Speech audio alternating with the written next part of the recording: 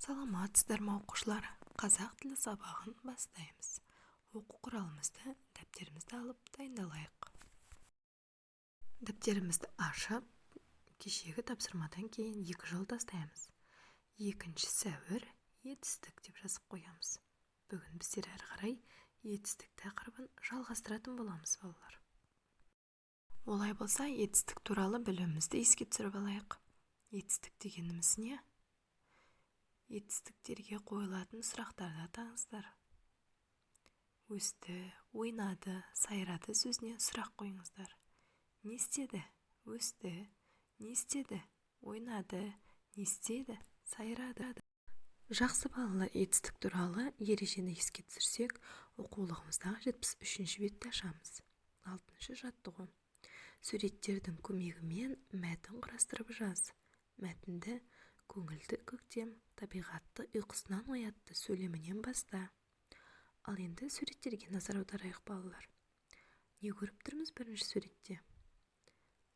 Қар еріп, ағаштар жайқалып, шөптер шыққандығы, иә? Осыны әдемілеп жазамыз.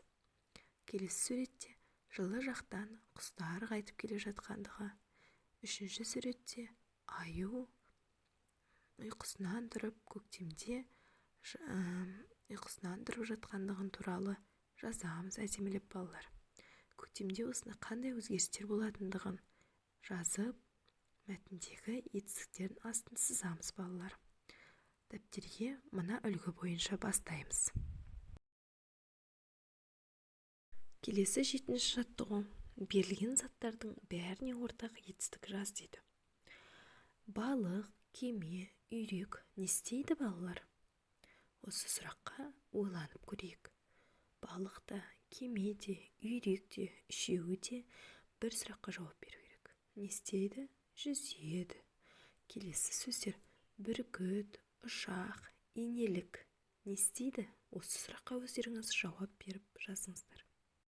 Осы үлгі бойынша әдемілеп дәптерімізге жазамыз. 8-ші жаттығу. Үлгіге қарап сұраққа жауап жаз. Бұдан қорытынды жаса дейді. Біздерге берілген сөздер сөйле, оқы, жаз, кел, жақ. Не істеді, не істейді деген сұрақтар берілген. Балалар, сөздер сұрақтарына қарай жазылуы өзгеріп отырады, айтылуымен жазылуы өзгереді. Мысалы, не істеді? Сөйледі. Не істейді? Сөйлейді. Не істеді? Оқыды. Не істейді? Оқиды. Деп сөздер өзгеріске ұшырап отырады. Келесі сөздерді өздеріңіз сұрақ қою арқылы жазыңыздар. 9-шы жаттығу. Анаңмен зоо дүкеніне бардың. Саған тор ішіндегі тоты құс қатты ұнады.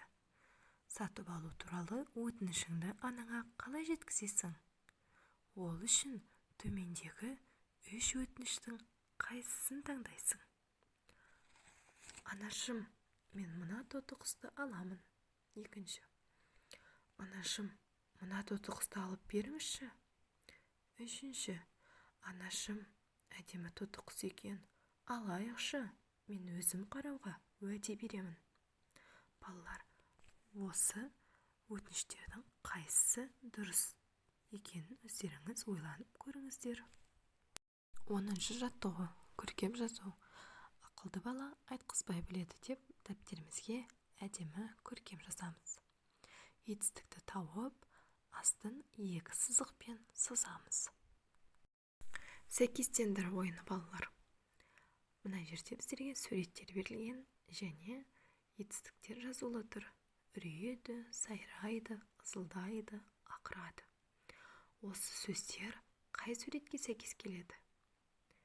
Үреді. Ит үреді. Сайрайды. Бұлбұл сайрайды. Ызылдайды. Ара ызылдайды. Келесі арыстан ақырады. Білімді бекітуге арналған тест сұрақтары. 1-ші сұрақ. Етістік дегеніміз не? А. Заттың атын білдіретін сөздер. Қимылды білдіретін сөздер. Б. Заттың түр-түсін білдіретін сөздер. Ойланып, осы дұрыс жауабын ғана жазып жіберулеріңізді сұралады. Екінші сұрақ: етістік тобын тап. А. Аспан, су, жаңбыр. Ә. Алма, қызыл, кітап. Б. Оқыды, жазды, тербеледі. Сіздердің ойларыңызша қай жауаптар дұрыс? Сол жауаптарды дәптерге жазып, суретке түсіріп, кері байланыс ретінде жібереміз. Сіздер етістік туралы жақсы біледі деп сенемін.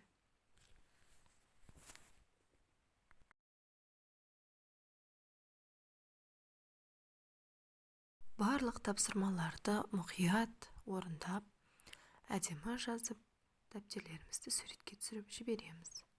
Етістіктің ережесін жаттап жүреміз. Сабақ аяқталды.